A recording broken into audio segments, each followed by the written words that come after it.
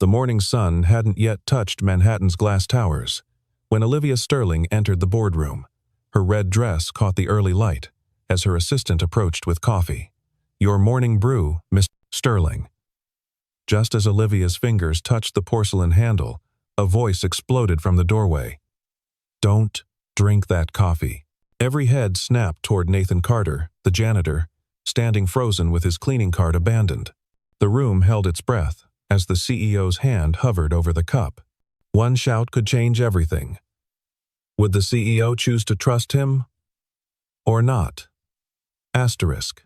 Sterling Tower rose 53 floors into the Manhattan skyline, a monument to corporate ambition and ruthless success. At its helm sat Olivia Sterling, 34 years old, with platinum blonde hair that fell in soft waves past her shoulders. She had inherited the company from her father 5 years ago, transforming it from a traditional investment firm into a technology powerhouse worth billions. But success had come at a price. The warmth that once danced in her blue eyes had frozen into calculating assessment. The red dress she wore today wasn't just fashion, it was armor. A statement of power in a world where showing weakness meant losing everything. Nathan Carter existed in a different universe within the same building. At 36, his broad shoulders still carried the bearing of his military past, though his uniform had changed from combat fatigues to a janitor's navy blue coveralls.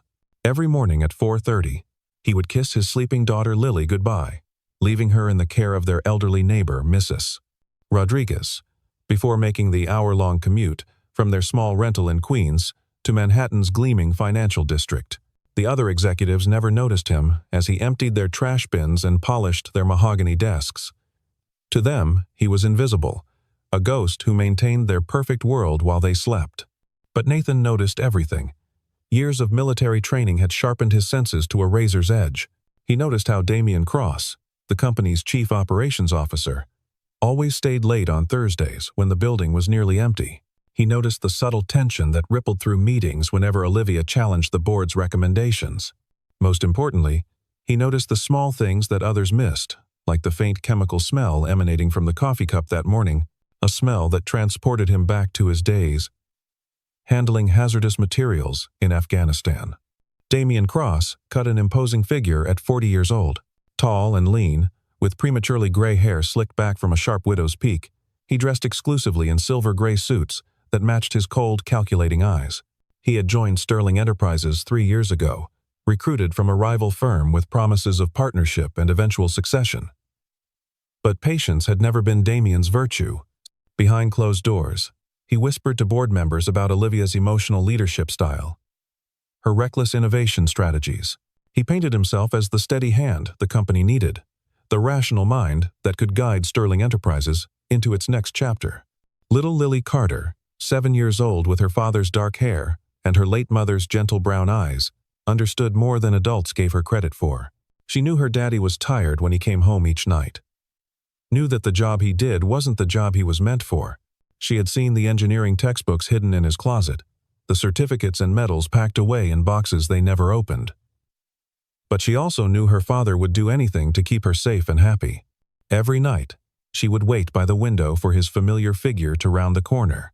Her homework finished, the table set with their modest dinner, playing the role of the little woman of the house with a maturity that both broke and warmed Nathan's heart. The boardroom itself seemed to breathe with anticipation that morning. 23rd floor, northeast corner, with views stretching across the Hudson River. The mahogany table could seat 20. Though only 12 chairs were filled for this emergency session about the Morrison acquisition. The walls displayed original artwork worth more than Nathan would earn in 10 lifetimes, and the morning light cast long shadows across the Persian rug that had belonged to Olivia's grandfather, the company's founder. Laughter erupted from several board members as Nathan stood frozen in the doorway. "Someone call security," muttered Harrison Blake, the chief financial officer, his voice dripping with disdain. The help seems to have forgotten their place. But Olivia raised her hand, silencing the room.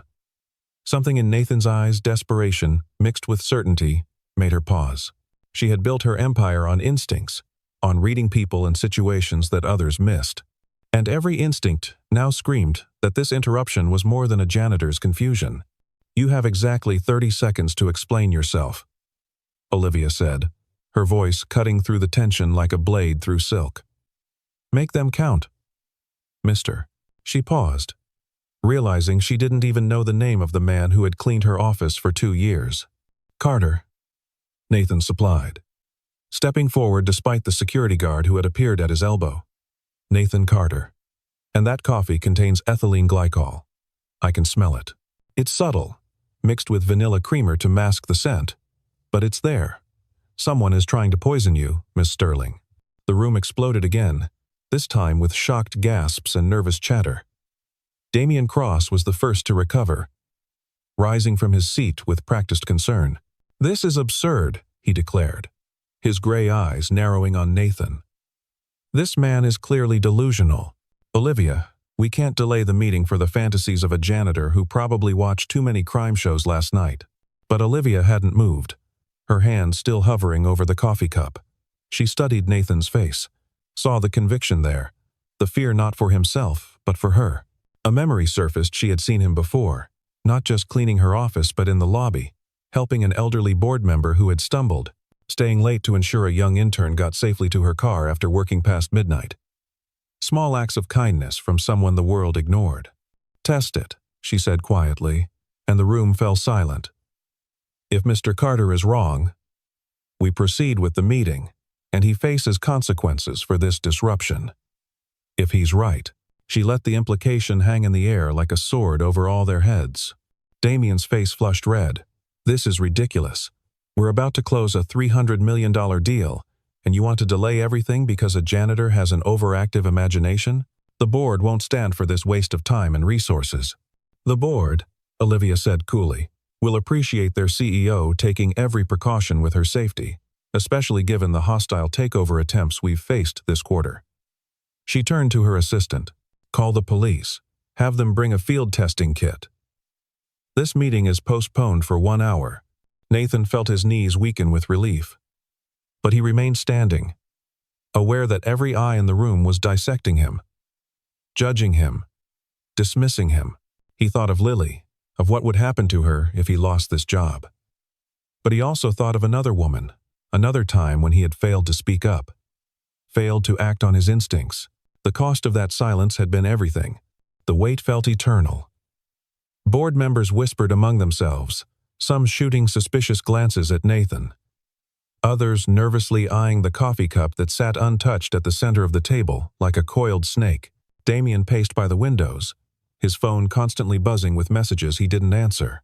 Olivia remained seated, her posture perfect, her expression unreadable. But Nathan caught the slight tremor in her hands that she hid by clasping them in her lap. When Detective Sarah Chen arrived with her team, the testing was swift and professional. The field kit's color strips turned deep blue, then purple positive for ethylene glycol, a lethal dose that would have caused organ failure within hours. The boardroom fell into stunned silence. Olivia's assistant collapsed into a chair, realizing she had nearly served her boss a death sentence. Harrison Blake loosened his tie, his face pale, and Damian Cross. Damian's expression cycled through surprise, concern, and something else, a flicker of calculation that only Nathan caught, filed away in his mind like evidence. Who had access to the coffee? Detective Chen asked, her notepad ready. The assistant stammered that she had picked it up from the executive kitchen, where it had been prepared by the usual morning staff. But the coffee maker had been left unattended for several minutes, while the staff handled a delivery. Anyone with access to the executive floor could have tampered with it. This is obviously a targeted attack, Damian said, recovering his composure. We need to review all our security protocols. I'll personally oversee an investigation into everyone who had access to this floor this morning. He moved toward Olivia, as if to comfort her. But she stepped back, her eyes hard. Thank you, Mr. Cross, but I think we'll let the police handle the investigation. She turned to Nathan, and for the first time, really looked at him. Mr. Carter, I owe you my life. How did you know? How could you smell something that subtle? Nathan shifted uncomfortably under her gaze. Military training, ma'am. 8 years in the Army Corps of Engineers. We worked with hazardous materials, Learn to identify chemical signatures. Ethylene glycol has a slightly sweet smell, barely noticeable unless you know what you're looking for. When I was cleaning the hallway, I caught a whiff from the coffee, and I couldn't let you drink it. You risked your job, your livelihood, on a smell? Olivia's voice held wonder, and something else respect. Some things are worth more than a job.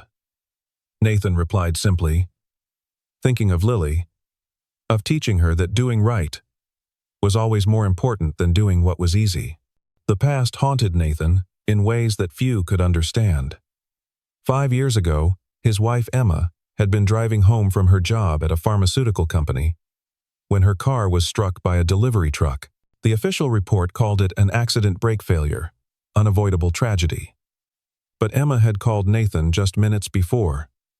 Terrified, she had discovered discrepancies in clinical trial data, evidence that her company had hidden dangerous side effects of a new drug. She was planning to blow the whistle. Then she was dead. Nathan had tried to pursue the truth, but a janitor's word against a multi-billion-dollar corporation meant nothing. The lawyers buried him in legal threats. The police closed the case. He had been forced to accept a settlement that barely covered Emma's funeral, signing a non-disclosure agreement that felt like betrayal. But the settlement had included one thing that mattered: a trust fund for Lily's education. For his daughter's future, Nathan had swallowed his pride and his quest for justice, taking the janitor job to make ends meet, while ensuring Lily would have the chances he and Emma had dreamed of giving her. Every night, he would sit by Lily's bed as she slept, whispering apologies to Emma's memory. He had failed to protect her, failed to achieve justice for her. The engineering degree that had once promised a bright future now gathered dust, a reminder of the life they should have had. His military commendations meant nothing when he couldn't even afford to fix the leak in their apartment's ceiling. But Lily never complained. At 7, she possessed a wisdom that came from loss. Experienced, too young. She would make dinner when Nathan worked late, usually mac and cheese or peanut butter sandwiches, but served with a flourish on their best plates. She would show him her perfect test scores, her teacher's notes about her exceptional promise, and Nathan would feel both pride and anguish, knowing his brilliant daughter deserved so much more. "Daddy, why did you stop being an engineer?" she had asked once, her brown eyes serious over her homework. "Sometimes life takes us in different directions, sweetheart," he had answered, not wanting to burden her with the truth. "But you could go back, couldn't you? If things were different? Maybe someday." He had lied, knowing that without money for recertification, without connections in an industry that had moved on without him, that door was firmly closed. The Sterling Tower investigation moved quickly, but Nathan noticed things the police missed. He saw how Damien's assistant nervously shredded documents when she thought no one was looking. He observed the subtle meetings between Damien and certain board members in the parking garage. Most tellingly, he overheard a fragment of a phone conversation as he cleaned the hallway outside Damien's office. The accident worked before. Damien's voice carried through the door. But this needed to be cleaner, untraceable. No. The janitor was a fluke. Nobody could have predicted. Just stick to the plan. Nathan's blood ran cold. The accident worked before. His mind raced, connecting dots that formed a picture too terrible to contemplate. He thought of Emma's car, of the delivery truck that had killed her, owned by a subsidiary of a company that Sterling Enterprises had acquired just months later. The pharmaceutical company Emma had worked for, also absorbed by Sterling in a hostile takeover that Damien Cross had orchestrated. That evening, Nathan did something he hadn't done in years. He opened the box of Emma's belongings he had hidden in the closet. Among her things, he found her final research notes, the ones she had hidden at home. The drug trial data was damning, but more importantly, her notes mentioned pressure from above to stay quiet. Pressure that came from someone interested in acquiring the company cheaply, someone who would benefit if a scandal broke after the acquisition, allowing them to buy assets at rock-bottom prices. The signature on one memo made Nathan's hands shake. Damien Cross, then working for a private equity firm. The weight of the revelation crushed him. Damien had not only killed his wife, but had profited from her death, using the scandal that emerged after the acquisition to position himself as the savior who could clean up the mess. And now he was trying the same playbook with Olivia Sterling. Nathan sat in his small apartment, Lily asleep in the next room, staring at the evidence spread before him. He could go to the police. But what proof did he have? Circumstantial connections, overheard conversations, 5-year-old documents that any good lawyer could dismiss. He needed more. Needed someone with power and resources to help him connect the final pieces, and he knew exactly who that someone was. The next morning, Nathan arrived at work early, but instead of starting his cleaning routine, he went straight to Olivia's office. She was already there, standing at her window, watching the sunrise over the city. The red dress had been replaced by a sharp black suit, but the wariness in her posture was new. "Miss Sterling," Nathan began, then stopped. "How did you tell someone that their trusted advisor was a killer?" She turned, surprised. "Mr. Carter, I wasn't expecting to see you here. I actually wanted to talk to you about a reward." "I don't want a reward," Nathan interrupted. "I need your help, and I think you need mine." Olivia studied him, noting the tension in his shoulders, the documents clutched in his hands. "Close the door," she said quietly. For the next hour, Nathan laid out everything: Emma's death, the pharmaceutical company, Damien's connections, the overheard conversation. He showed her Emma's notes, watched as her face paled with each revelation. When he finished, Olivia sat in silence for a long moment. "You're telling me that Damien Cross killed your wife and is now trying to kill me to take over my company?" Her voice was steady, but Nathan heard the tremor beneath. "I'm telling you that he's done this before, and he'll do it again unless we stop him," Nathan replied. "But I can't do it alone. I'm just a janitor.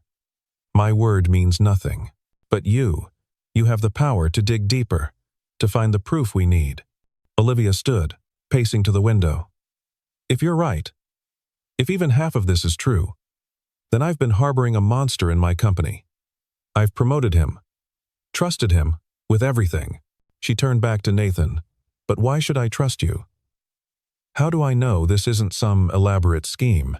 Nathan met her gaze steadily. "Because I have nothing to gain, and everything to lose. Because I could have let you drink that coffee, and stayed silent. Because my daughter deserves to grow up in a world where people like Damien Cross don't win." Something in his words, in the raw honesty of his pain, convinced her. Olivia nodded slowly. "What do you need?" "Access to financial records, communication logs, anything that might show a pattern, and protection for my daughter. If Damien realizes what we're doing." "Done," Olivia said immediately. "I'll arrange for security for your daughter, discreetly. As for the records, I'll have my personal forensic accountants review everything.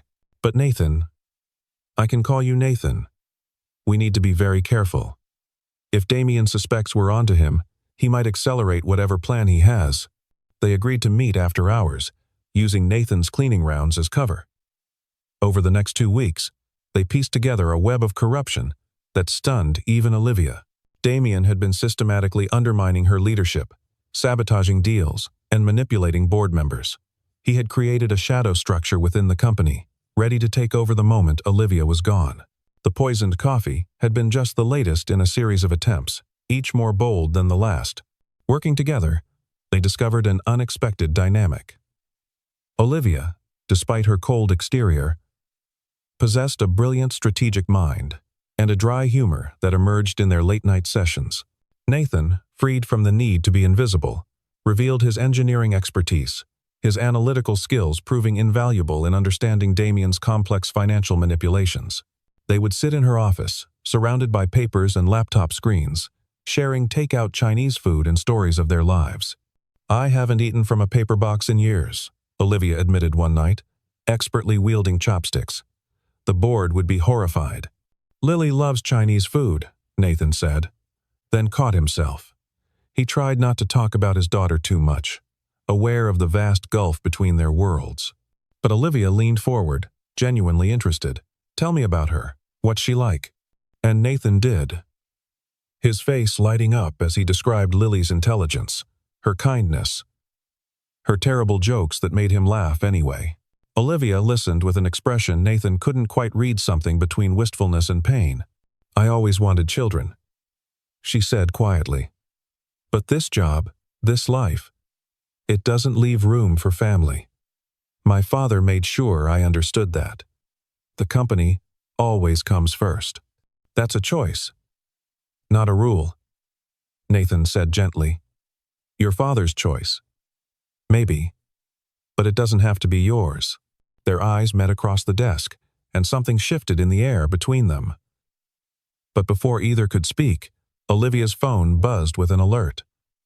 The board had called an emergency meeting for tomorrow. Damien was making his move. The boardroom was packed the next morning, with all 20 seats filled and additional stakeholders standing along the walls. Damien had come prepared, armed with projections showing massive losses under Olivia's leadership. Cherry-picked data that painted a picture of incompetence and emotional instability. "The attempted poisoning has clearly affected Miss Sterling's judgment," Damien said smoothly, his gray suit impeccable, his presentation flawless. "She's seeing conspiracies everywhere, trusting janitors over executives, neglecting crucial deals to chase shadows. For the good of the company, I move that we vote on a temporary transfer of leadership until Miss Sterling can recover from this traumatic experience." Several board members nodded in agreement. Olivia sat silently, letting Damien build his case, letting him grow confident. Nathan stood in the corner, ostensibly there to clean, but actually waiting for his cue. "Furthermore," Damien continued, "I've discovered evidence of serious financial irregularities that occurred under Miss Sterling's watch. Funds diverted to personal accounts, suspicious payments to unnamed consultants. I fear our CEO may be suffering from more than just stress." "Those are serious allegations, Mr. Cross," said Harrison Blake, though his tone suggested he was already convinced. "Do you have proof?" "I do," Damien said, producing a folder of documents, bank records, emails, a clear pattern of embezzlement that you created," Olivia interrupted, standing slowly. "Every single one of those documents is forged, Mr. Cross. Rather skillfully, I'll admit, but forged nonetheless." Damien's face reddened. "This is exactly the paranoia I'm talking about. She's accusing me without any evidence." "Oh, I have evidence," Olivia said, her voice carrying the authority that had built an empire. "Mr. Carter, would you please share what you discovered?" Nathan stepped forward, and the board rustled with surprise and disdain. But their expressions changed as he began to speak. His military bearing evident, his voice clear and authoritative. He presented the financial forensics, the pattern of sabotage, the connections to Emma's death and the pharmaceutical company scandal. He showed them recordings of Damien's conversations, obtained legally through the company's own security systems. "This is preposterous," Damien exploded. "You're taking the word of a janitor? A man who clearly has a vendetta against me? His wife's death was a tragedy. But to blame me, how did you know it was his wife?" Olivia asked quietly. Nathan never mentioned that detail. Only someone who was involved would know that connection. The room fell silent. Damien's mouth opened and closed like a fish gasping for air. Nathan pulled out his final piece of evidence, Emma's research notes, her documented fears, and most damningly, a memo from Damien's previous firm discussing the opportunity that would arise from the pharmaceutical company's unfortunate scandal. "You killed my wife," Nathan said, his voice steady despite the rage burning in his chest. "You killed her because she was going to expose the truth, and you used her death to make yourself rich. And now you're trying to do the same thing to Miss Sterling." Board members were pulling out phones, calling lawyers, calling the police. Damien made a break for the door, but security was already there. Detective Chen leading them with an arrest warrant that Olivia's lawyers had helped secure the night before. "Damien Cross," Detective Chen announced, "you're under arrest for conspiracy to commit murder, corporate fraud, and embezzlement. You have the right to remain silent." As they led him away, Damien turned back, his gray eyes blazing with hatred. "You think you've won? I have friends. Resources you can't imagine. This isn't over." "Yes, it is," Olivia said firmly. Your friends are already distancing themselves. Your assets have been frozen, and every crime you've committed is being investigated. It's over, Damien. The boardroom erupted in chaos after Damien was removed. Some board members apologized to Olivia. Others demanded explanations. Still others were already calculating how this would affect stock prices. Through it all, Olivia maintained her composure, taking control of the narrative, turning a potential disaster into a triumph of corporate governance and justice. But her eyes kept finding Nathan, who had retreated to his corner, suddenly aware that his part was over. He was still just a janitor who had stumbled into something bigger than himself. The adrenaline was fading, leaving him exhausted and oddly empty. When the board finally dispersed, Olivia approached him. Nathan, I need to thank you.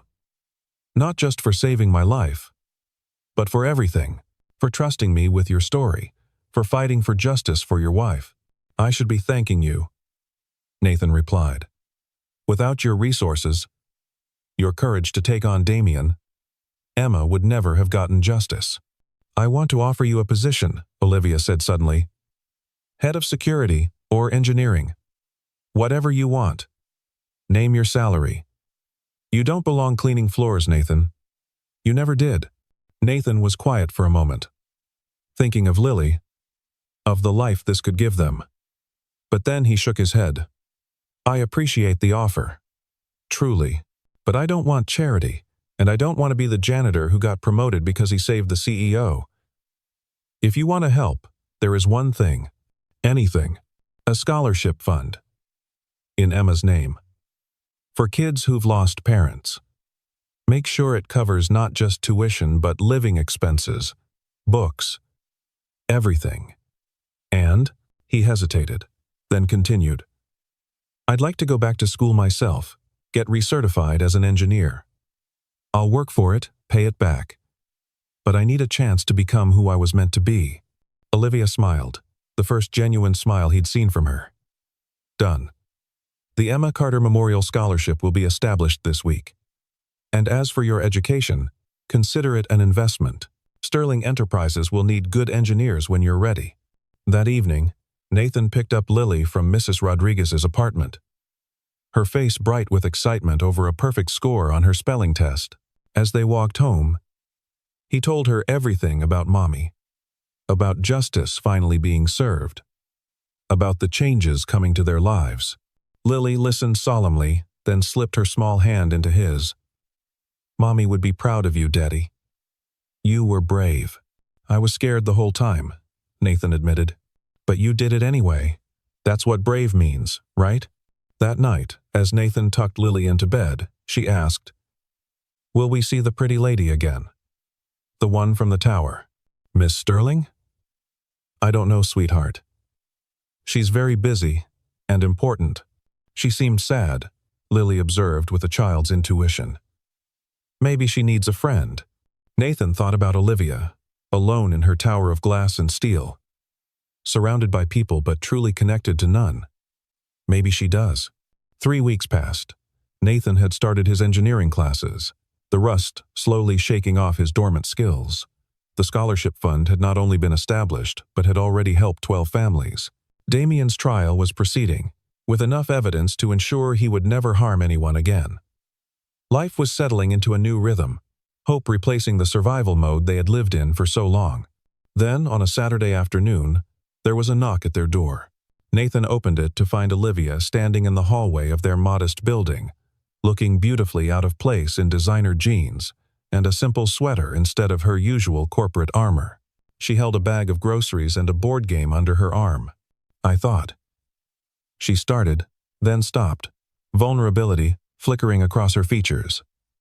Lily sent me a card through the office. She invited me to dinner. I hope that's okay? Nathan turned to see Lily beaming behind him. I told you she needed a friend. Daddy. Please, come in, Nathan said, stepping aside. Fair warning, it's spaghetti night, and Lily insists on making the sauce herself. I love spaghetti, Olivia said, and Nathan could tell she meant it, could see how hungry she was not for food but for this normalcy, warmth, family. The evening was unlike anything Nathan had experienced in years. Olivia helped Lily with the sauce, laughing when the 7-year-old seriously explained her secret ingredient was love and extra oregano. They played the board game Olivia had brought, with Lily delighting in beating both adults soundly. And when Lily finally fell asleep on the couch, her head on Olivia's lap while Nathan cleaned up, something shifted in the small apartment. "I haven't felt this peaceful in years," Olivia said softly, stroking Lily's hair. "Maybe ever." "You're welcome here any time," Nathan said, meaning it. Lily was right. Everyone needs a friend. Is that what we are? Friends? Olivia asked, looking up at him with those blue eyes that had once been so cold, but now held warmth and something more. Nathan sat down beside her, careful not to disturb Lily. "I think we could be." Or, he let the sentence hang, the possibility floating between them like a fragile bubble. "I'm not good at this," Olivia admitted. "Relationships, family, normal life. The company has been everything for so long. Nobody's good at it at first," Nathan said gently. "But maybe that's the point. We figure it out together." Olivia looked down at Lily, then back at Nathan. "She's extraordinary, you know. Brilliant, and kind, and funny. You've done an amazing job raising her alone. She's the best part of me," Nathan said simply. "The best part of Emma, too. Sometimes I look at her and see my wife's kindness, her determination to make the world better." "Emma would be proud," Olivia said. "Of both of you. Of what you've accomplished. The justice you achieved." They sat in comfortable silence, the city lights twinkling through the window, Lily breathing softly between them. Finally, Olivia spoke again. "I've been thinking about what you said, about choices. My father chose the company over family, but I don't have to make the same choice. I've been so focused on protecting his legacy that I forgot to build my own." She paused, gathering courage. "I'd like to try, to be part of something real, something that matters beyond stock prices and board meetings." Nathan reached over, taking her hand carefully. "It won't be easy. Our worlds are very different, but not our values," Olivia countered. "We both believe in justice, in protecting others, in doing what's right even when it costs us. That's more than most people ever find." "Lily comes first," Nathan said firmly. "Always. I wouldn't want it any other way," Olivia replied. "She's remarkable, and she makes you who you are, the man who saved my life, not once, but twice. Once from poison, and once from a poisoned life." As if sensing the moment, Lily stirred, opening her eyes sleepily. "Miss Olivia? Are you staying?" Olivia looked at Nathan, a question in her eyes. He nodded, squeezing her hand. "If you'll have me," Olivia said to Lily. "Your dad says you make the best pancakes on Sunday mornings." "The best," Lily confirmed. "Fully awake now. But you have to help." "It's a rule." "I'd love to help," Olivia said, and Nathan heard in her voice the same thing he felt in his chest, the sensation of coming home after a long, cold journey. 6 months later, the gossip columns would have a field day with the story. Billionaire CEO dating former janitor. A modern fairy tale or corporate scandal, but in the small apartment in Queens, where Olivia now spent most weekends, the headlines meant nothing. What mattered was Lily's laughter as Olivia helped her with homework, using engineering concepts Nathan had taught them both.